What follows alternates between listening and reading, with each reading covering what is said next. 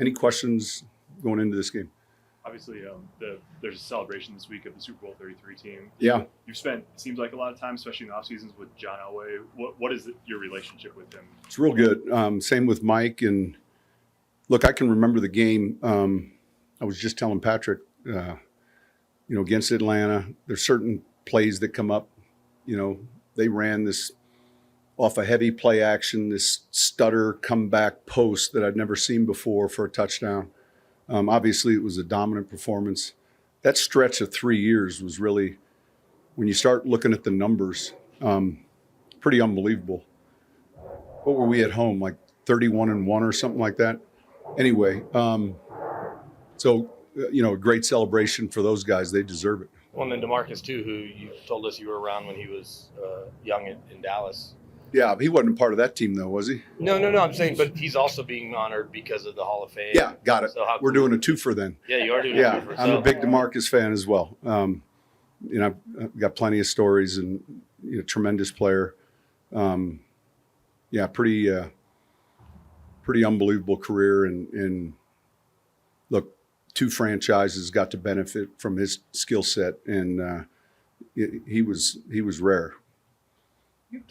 You talked about how the scheme was part of the lack of explosives, and Pat Vance was telling us some of the things they did that dictated the pass rush. Is there a point, though, the way you coach, it seems like to me, where you challenge guys like, you just got to go make a play, like you got to win? Yeah, when you hear that term, go make a play, though, there's more to that. I mean, go make a play. All right, how? What's the play? So there's a combination of a number of things. Look, like I said, there's a number of things that I like what we did, and we get back to work this week, and here we go.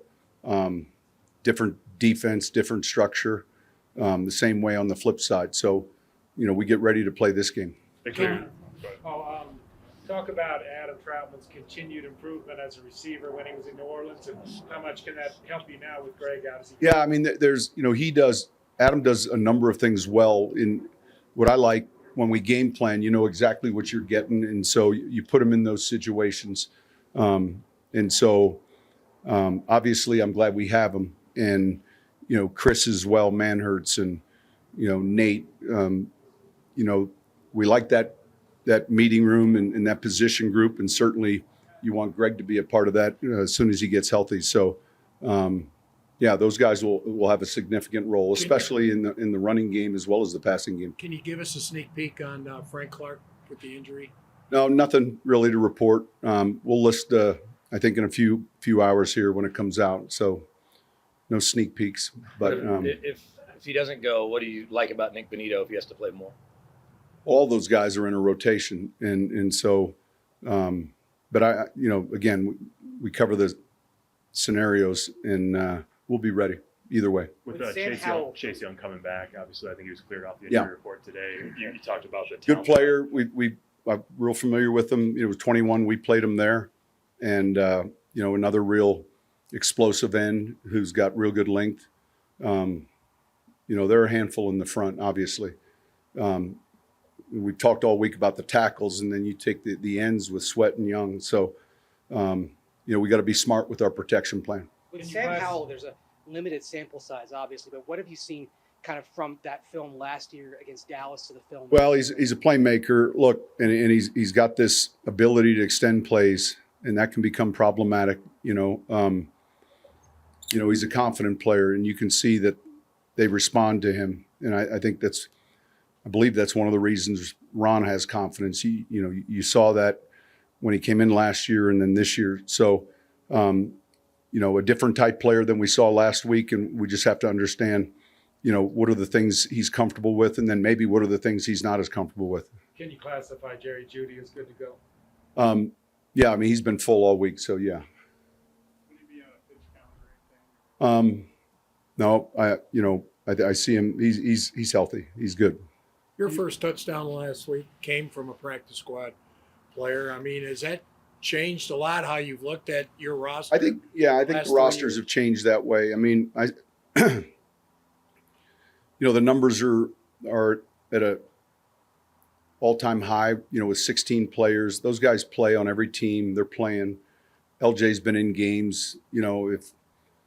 If if it was college or high school and you said, has he lettered? He's lettered a lot in NFL seasons. So I kind of look at it as a larger roster, really, and that's changed a lot.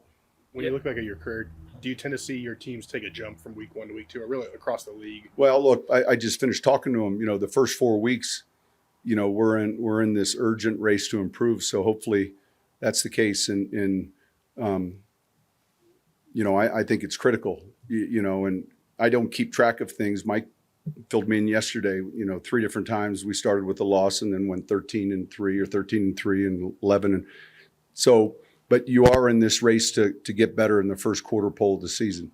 One more. How does the expanded practice squad help the development of your young players? Well, so there's 2 ways to look at it. There was discussions way back about an additional league where they're getting developed somewhere else, or let's add to each member club and we develop them. So I think it helps a lot.